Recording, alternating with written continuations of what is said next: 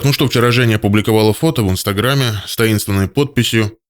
Люди начали гадать, что она имела в виду, потому что ходят слухи, что в Хрустальном только один холодильник, и тот на цепи, на замке, а ключ только у Этери Тутберидзе.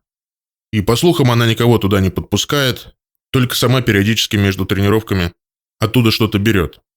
Не знаю, не берусь предполагать, насколько это правда или ложь. Конечно, звучит очень правдиво, но будем надеяться, там не все так строго. А что касается Жени, она всегда была такой худенькой. То есть она эктоморф. Эктоморф – это те люди, которые могут и сладкое жрать, и жирное, там, и курочку жареную, и потом булочкой заесть, и ничего.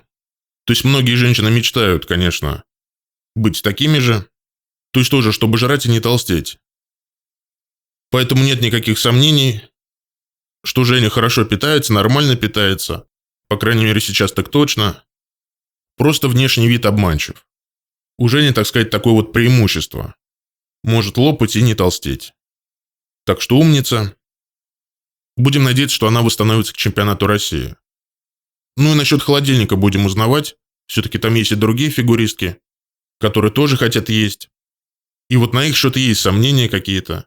Так что надо будет нанять частного детектива. Может быть, он разузнает, действительно ли там один холодильник и то, что он на замке.